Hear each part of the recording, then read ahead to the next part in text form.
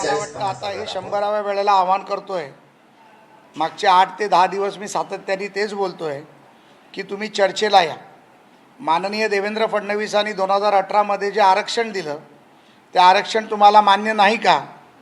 दिलेलं आरक्षण हायकोर्टामध्ये टिकवलं ते तुम्हाला मान्य नाही का?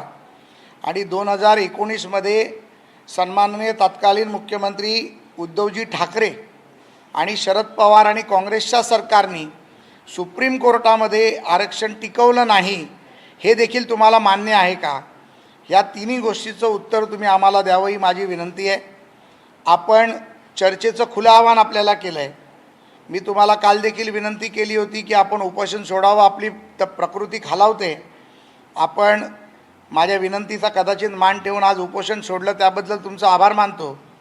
परंतु ज्या पद्धतीमध्ये तुमच्यावरती कोणीतरी पुण्यामध्ये एखादी गुन्हा दाखल केला, त्यामध्ये देखील फडणवीसांचा हात आहे. ही जी तुमची भाषा ही चुकीची आहे.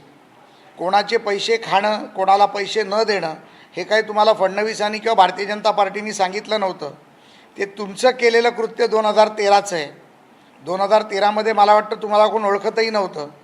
त्यावेळेला तुम्ही ते कृत्य केलेलं आहे आणि त्यामुळे आता ते फडणवीसांमुळे होतं आहे. जज देखील फडणवीसांचाच आहे. म्हणजे न्यायालयावरही तुमचा विश्वास नाही, सरकारवर तुमचा विश्वास नाही. म्हणजे खऱ्या अर्थाने तुम्ही निजामशाहीकडे चाललायत की काय? आणि मी बोलीन तेच सरकार, मी बोलीन तोच कायदा, मी बोलीन तोच मराठा, मी बोलीन तोच नियम. ही जी तुमची भाषा आहे, ही भाषा कुठेतरी मनोजदादा बदलली पाहिजे. ही माझी तुम्हाला पुन्हा एकदा नम्र विनंती आहे. मी नम्र विनंती पुन्हा एकदा अंडरलाईन करून सांगतो. त्यामुळे अशा पद्धतीची भाषा, माननीय दरेकरांना वापरलेली वाईट भाषा ही यापुढे खपवली जाणार नाही. तुम्ही ज्या भाषेत बोलाल त्या भाषेत उत्तर देता आम्हालाही येतं. परळ लालबागसारख्या विभागात आमचं बालपण गेलं, जिकडे मुंबई घडली आणि मुंबई बिघडली, ह्या दोन्ही गोष्टी त्याच भागात झाल्या. त्यामुळे त्या भाषा, ती कृत्य आम्हालाही करता येतात.